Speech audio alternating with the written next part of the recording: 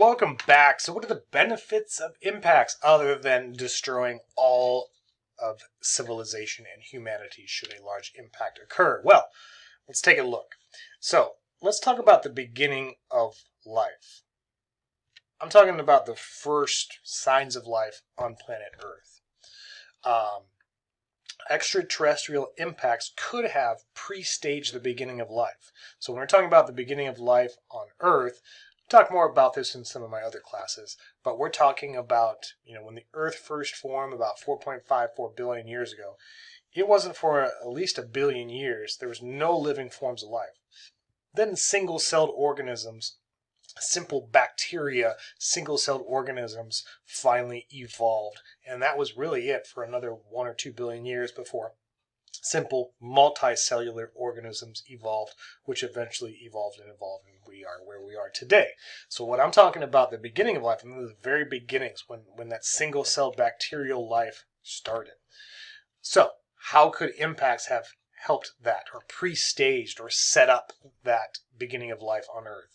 Well, a large asteroid or comet could have brought the organic materials necessary to make the chemical reactions that eventually led to living matter.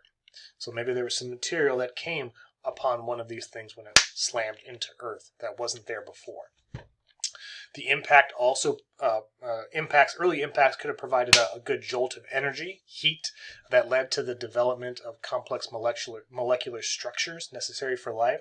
So sometimes to get reactions out of elements and molecules, you need heat, you need energy to get that going. So maybe early impacts provided some of that energy, some of that heat that was necessary in certain areas.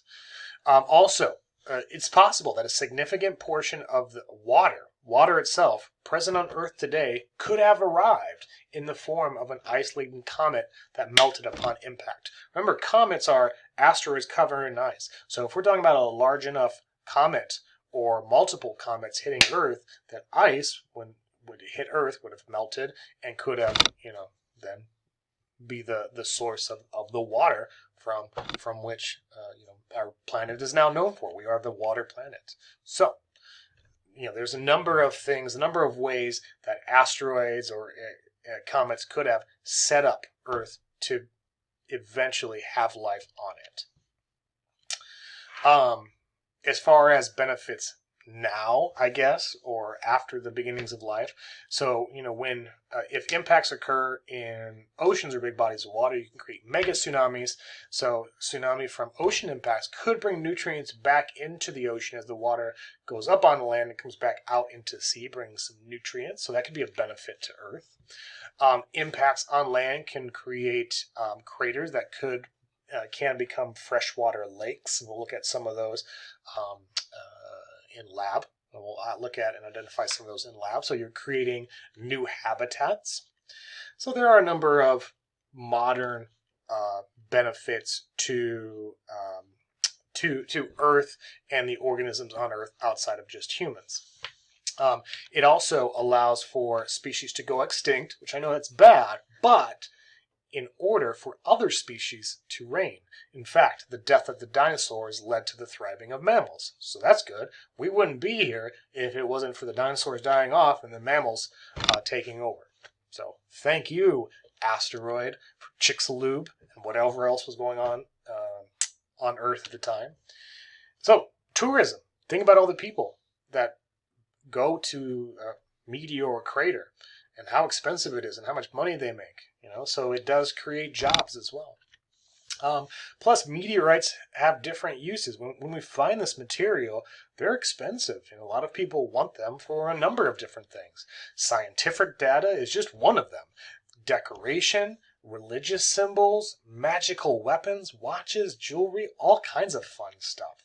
Watch this video. So see this link? Watch this video about some interesting stuff on this unit as far as meteorite uses. Watch that video.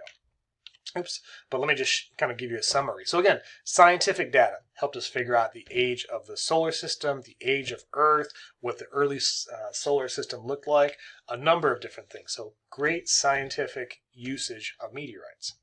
Decoration. People like to display them. They're cool to look at, cool to talk about, cool to touch. Religious symbols. There are some religions around the world that use meteorites in some way or find them holy in some way, shape, or form. So in Islam, in the Great Mosque in Mecca, it's called the Black Stone.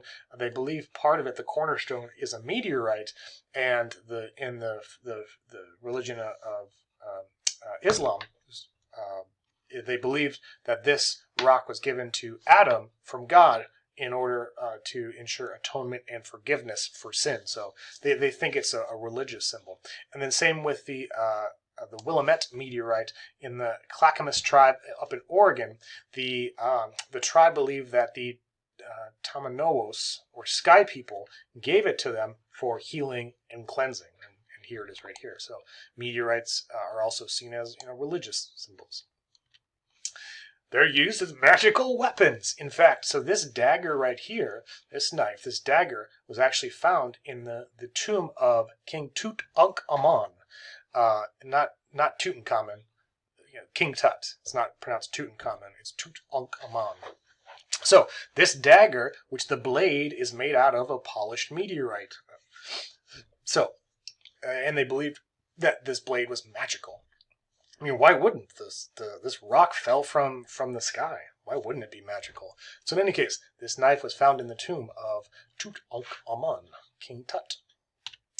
Again, watches. So the face of this watch has that Widmanstatten pattern I discussed. Same with this ring. These rings here, you can see that iron meteorite with that Widmanstatten pattern. But in any case, there's a lot of cool little usage that we use it for. And I think it really is taking off in jewelry and such. Well, yeah, that's about it. So what are some of the big or main ideas as it pertains to impacts? So kind of go back and make sure you understand the 5 types of space debris: comets, asteroids, meteorites, meteors. Meteorites. Did I say meteoroids? I think so. Some of those airbursts and impacts, Tunguska, Chelyabinsk airburst, Barringer, Chicxulub impacts. Some of the impacts that on society, the meteorites in Arizona, and some of the benefits. It's kind of the main things to focus on. All right. So in any case, I know this has been a long one. Awesome job sticking all the way through the end. Yeah, we'll have some fun in lab. Your assignment will go over I believe the impacts as it pertains to Arizona, and in lab we'll take a look at some of the impacts around the world, identifying them, what we can figure out from them, etc. So I'm going to pause here. All right, we'll call it the end of the unit. It's been my honor. It's been my pleasure. Until next time, see ya.